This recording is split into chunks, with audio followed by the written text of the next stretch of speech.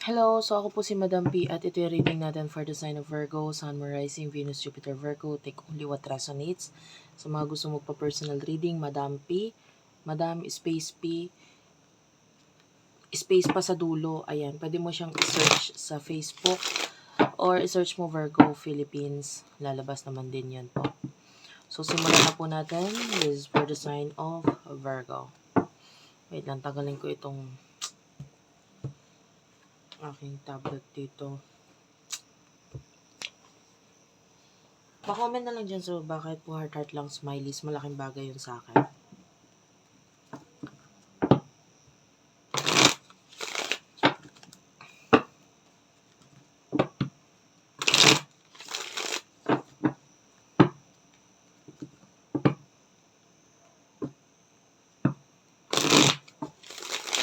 For the sign of Virgo, Sun, Moon, Rising, Venus, Jupiter, Virgo.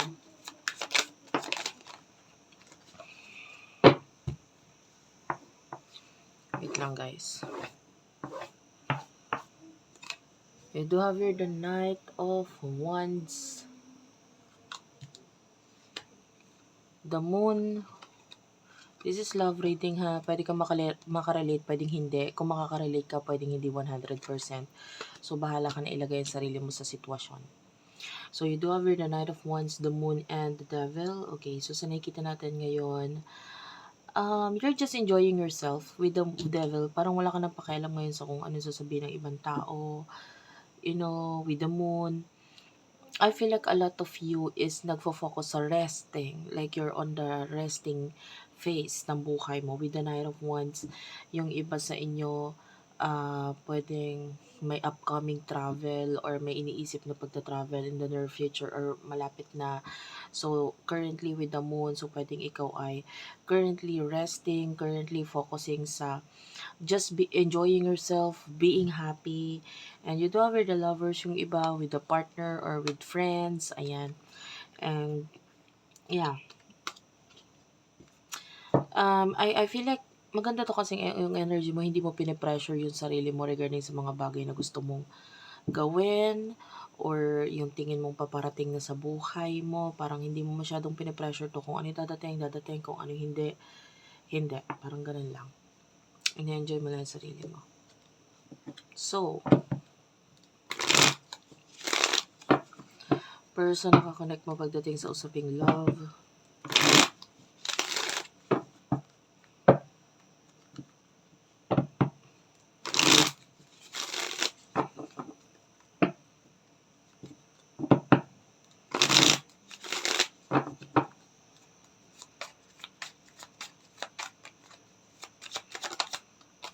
The Hanged Man,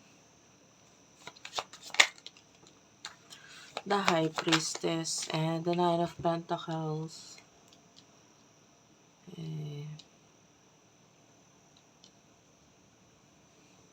Bottom of the deck, you do have here the Five of Pentacles. Okay, may mga problem regarding finances itong person na to. Pero marami siyang pwedeng ipagmalaki with the Nine of Pentacles. I feel like marami siyang achievement sa buhay. And the High Priestess, a very spiritual person. I feel like with the Hanged Man, naghihintay itong person na ito sa'yo. Why do I feel like yung iba sa inyo, pwedeng nasa isang another relationship itong person na to and then parang kailangan mo siyang nakawin or nandun yung kagustuhan mo na gusto mo siyang maagaw or gusto mo siyang makuha. And then the devil, parang willing kang mag-take ng risk or willing kang gumawa ng mali in order for you na makuha itong person na to. Kasi with the moon, pwedeng there's a spiritual connection sa inyong dalawa, lalo na with the high priestess. Pwedeng yung iba sa inyo lumalabas siya sa dreams mo. And parang nakikita mo this person as your dream man, dream woman. Diba? So, dahil naramdaman mo yung feeling na ganun, parang nandun yung point sa'yo na kukunin ko siya. Gusto ko siya, akin siya. Parang ganun. And then, nandun yung kagustuhan nung iba sa inyo. Yung iba na making actions, kagustuhan lang. Pero yung iba, willing talaga eh. Nandun yung willingness na ngayon na mag-take ng actions regarding dito sa bagay na to. And your person is currently waiting. Pwedeng aware siya sa kung ano yung connection na meron sa inyo. Because, I don't know, it feels like minsan na nagkaroon ng secret connection sa inyo. Secret relationship or secret na communication. Pwedeng ganun. So, ano yung emotion ninyo sa isa't isa? Oh, meron tayo ditong Ten of Swords pa pala. So, currently, yung iba sa inyo pwedeng may ending na nangyari or nangyayari sa inyo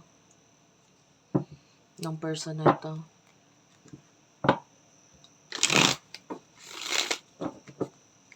Ano yung emotion ninyo sa isa't isa? For the sign of Virgo, Sun, Moon, Rising, Venus, Jupiter, Virgo.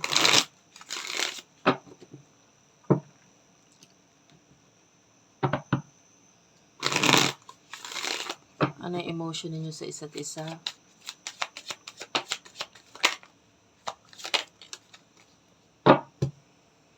You do have here the Four of Cups and the Tower.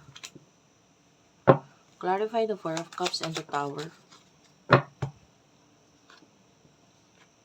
Eight of Cups. Okay.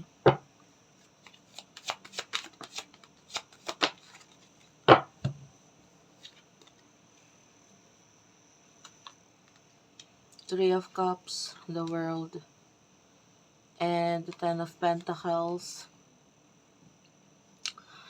I feel like with the Four of Cups, medyo hindi ka sure about sa connection ninyo nitong person na to, if ganun pa rin ba or andyan pa rin ba siya with the Tower, kasi pwedeng nag-end na yun sa inyo. And sa ngayon, I'm feeling like you're thinking about the future, ano kayang magandang gawin or ano kayang dapat gawin sa future na ito. With the Three of Cups, pwedeng itong person na ito is feeling like parang gusto niya makipag-connect or makipag-reconcile sa'yo with the Ten of Pentacles. Gusto niya kasing maayos yung finances niya. And so, pwedeng isa ka sa parang nakikita niyang possible na makatulong sa kanya para maayos yung finances niya. Or with the World, I don't know, it feels like itong person na to is open siya sa connection sa'yo kasi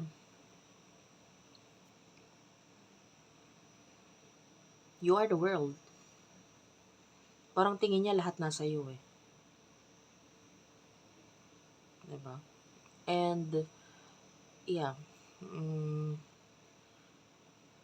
Nandun yung energy na parang kung ano yung kaya niyang i-offer niya sa'yo.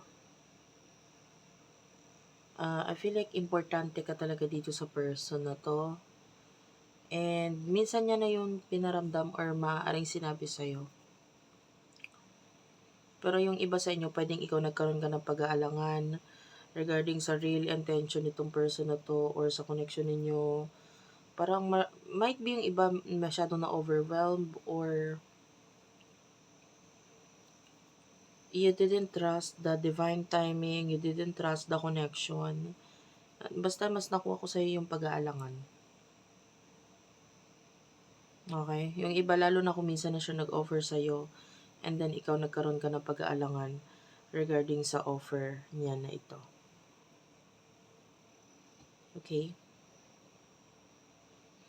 I don't blame you. Yung iba sa inyo naging maingat lang. Especially if there's a third-party situation, lalo na with the Three of Cups, the Devil, like, yung iba pwedeng may ganong energy, third-party situation.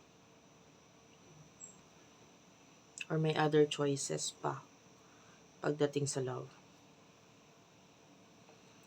So, what will happen in the near future for the both of you? In the near future for the both of you.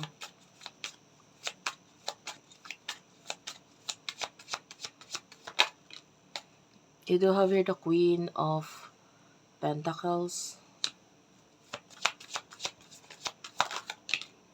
the Ace of Cups, and the Empress.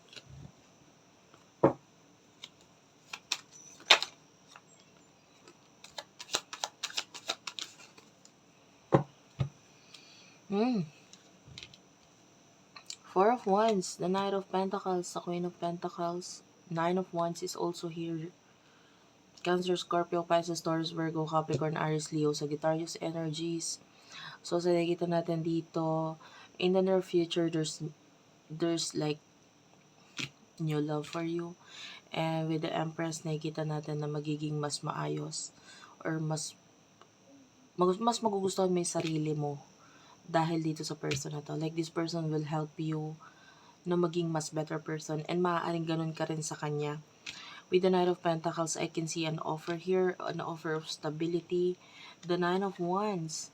I mean, this is supposed to be challenging card, pero dito sa particular energy na to, mas nakikita natin siya as a very powerful card. Nakakita tayo ng mga actions dito na magiging dahilan para ma-achieve ninyo pareho yung mga bagay na gusto ninyong mangyari dito sa connection na to. Ace of Wands, I can see an action dito regarding the past. May growth. Ito naman, hindi naman necessarily na yung action is may kinalaman agad sa love or sa connection or whatever. It's just like yung parang there's an action na possible na gawin na maging dahilan para magkaroon ng connection sa inyo, pero ito magiging tulong para maging mas better kayo pareho as a person. Kumbaga malaki ang maitutulong ninyo sa bawat isa para maging mas better kayong dalawa. Okay? Naget mo yon. Mas magiging mas better kang individual dahil sa kanya and then ganun din naman siya sa'yo. Okay? So, I feel like mas more on like an inspiration. Okay? May inspire ka dahil sa kanya and then may inspire din naman siya dahil sa'yo. So, thank you for watching guys. I love you all. And that's it for now. Bye-bye.